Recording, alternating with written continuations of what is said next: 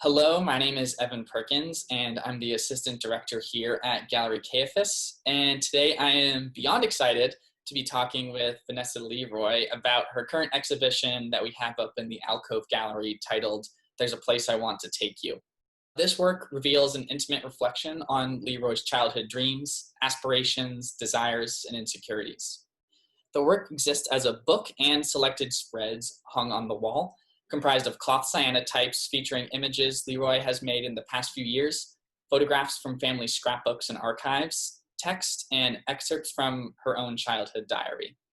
Leroy writes, "I wanted to recontextualize these images by exposing them to light, creating diptychs, inserting text and illustrations, and binding the timeline with thread. I see photography as a tool for social justice, and with it, I hope to create worlds that people feel as though they can enter and draw from, as well as provide a look into an experience that they may not personally recognize." Vanessa, I am super happy to be talking with you and sharing your work today. Thank you for having me. I'm so honored that you wanted to chat with me today and also super excited about having this work up in the gallery. So I'm excited to be able to talk about it for a bit. One of the interesting things about it is how eclectic it is. And I mean, this work is a thoughtful and beautiful meditation on your own childhood. What inspired this self-reflection? Was there a specific event that caused this looking back, or is it simply the process of growing older? So when I made this body of work in 2019, I was kind of going through a transitional period because this was the first semester that I had been back at photo school. And the last time I had been in a photo department was in 2015. So between 2015 and 2019, I really was not feeling creative or really motivated to make artwork. And I also wasn't even sure if I was going to continue doing photo school. So this was my first semester back at photo school, and I guess a bunch of the ideas that had been bubbling underneath the surface, I finally had the kind of, I guess, opportunity to bring these ideas to life, especially after I took this alternative processes class where we were, I had known about what cyanotypes were, but I hadn't really made any yet. So as we were making the cyanotypes and I just saw like the blue and the white of the fabric and how those colors just instantly made me feel very like reflective and nostalgic, I put two and two together and I was like, I think this is the medium that I want to use to not only repurpose some of my old photos, but also incorporate like some writing and like lyrics that mean a lot to me that have kind of been detailing my growing process. Yeah, and I think that's one benefit that we sometimes overlook. I think sometimes being in art school, we become a little maybe overly critical or hyper focused. But a lot of us, the reason that we got into art making or photography in general is because there's either this specific way of seeing or these ideas that we had that just didn't have we didn't have a way to express yet. Didn't have a way to have that, go from just ideas or thoughts that we had in our mind to manifesting in some type of form.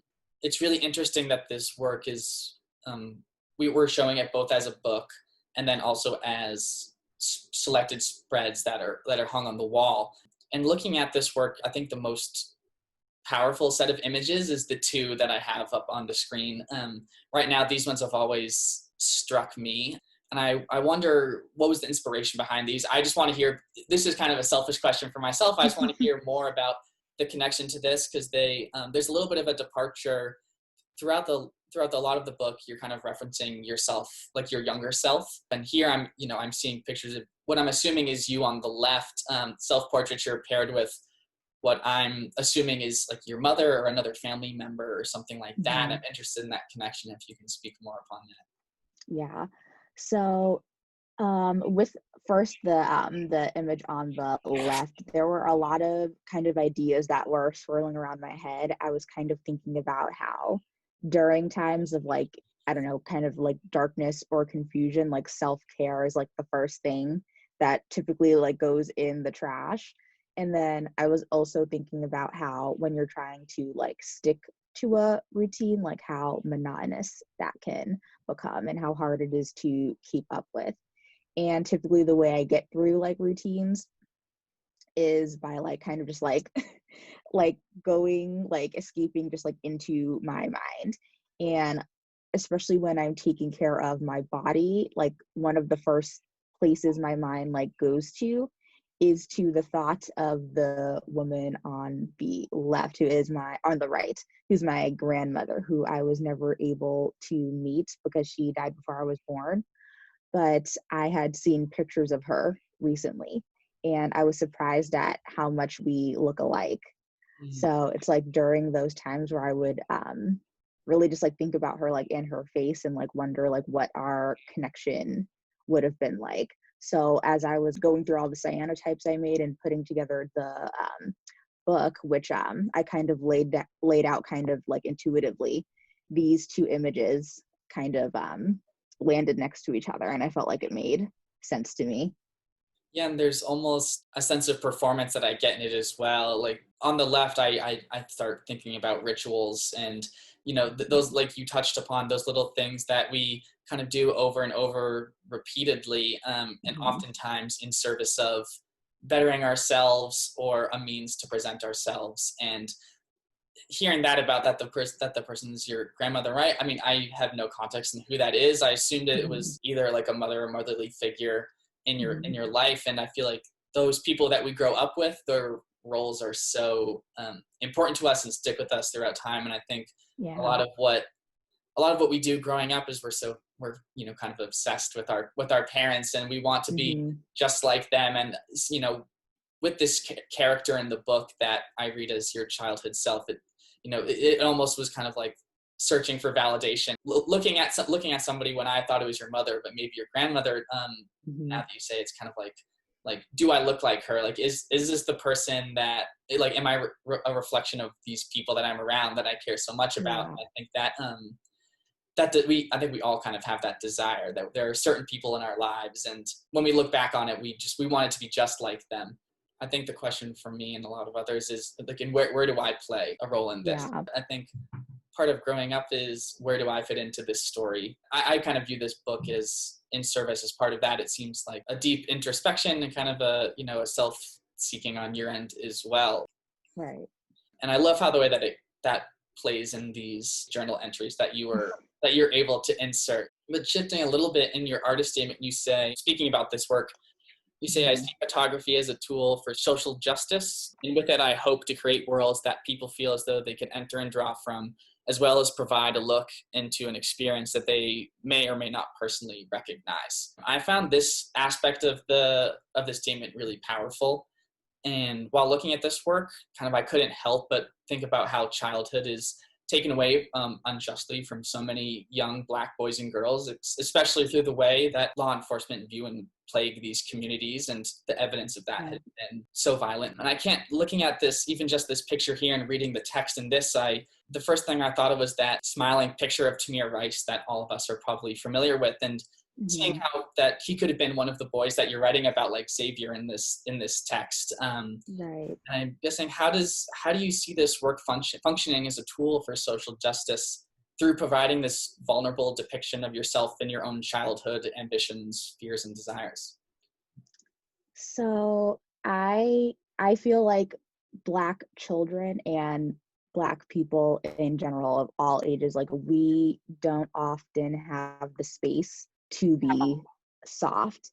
Like we often aren't given the space to like be to think deeply about ourselves or like explore ourselves, because there is just so much weighing on us like in the daily world, especially in terms of racism and like the way like this country is like structurally built. So it's like we often don't allow ourselves like the freedom to kind of just look into ourselves and like think about like who we want to be and like have that freedom to be like emotional and like explore ourselves like in that way. So I feel like a huge part of social justice is like the freedom to be able to cultivate self-love for yourself and like not have that be interrupted by like these oppressive forces.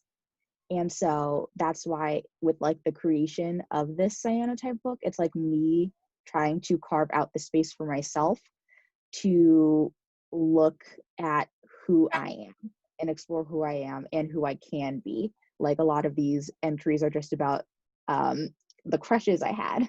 And also like I wanted to be a florist, I wanted to be a photographer. It's like this was like in my early journaling, and then till now, like that's the space I would create for myself to like just be like a dreamer, Hmm. and to have like the opportunity and access to do that. Yeah, So I feel yeah. like it can be a form of justice to feel that freedom to go to that place. I think we've kind of been talking back and forth about this version of your younger self that seems to be the main character or one of the main characters in this book. And I wonder if you're looking back and kind of having to reflect, if you were able to give any advice or talk with this younger version of yourself, what would you want to say to her? One of the first things I would say, because I was a super shy child, I would say, like, don't let fear be your main decision maker. Like, stop letting that get in the way of you wanting to speak up or you wanting to be yourself. And I would also say to myself to not look at others as sources for like building my own self-worth or as a source of validation, and to try to look at myself as that source instead, because I struggled with that a lot, probably up until like my early 20s. Yeah, that's what I think all of us deal with deal with that as Mhm. well. And the fact having some clarity about that in your early 20s, that doesn't just come naturally. I think that there's a lot of work that goes into that, talking about self-care and how these things are really important. I think art making, a lot of the time, it originates from these desires of self-expression. You make something that you like, that you enjoy making, whatever it may be. And a lot of the times when things transition from passion to career, some of that magic is lost. And I think Yeah. one thing that's really encouraging is seeing this work and being able to see how vulnerable it is. And we could art talk, critique it, but I think the power of it is that it is so vulnerable and provides us such a deeper insight into yourselves. And I think that in providing this work, you're encouraging other people to do the same, whether that medium is through art making or just finding whatever it may be for that person individually, to look back on oneself and I think have compassion. I think I see that in this work as well. You having compassion for your younger self. I would say that I think this work functions in lots of different ways, and it's really exciting to be able to be showing this work in the gallery and in a different way, being able to show it here today.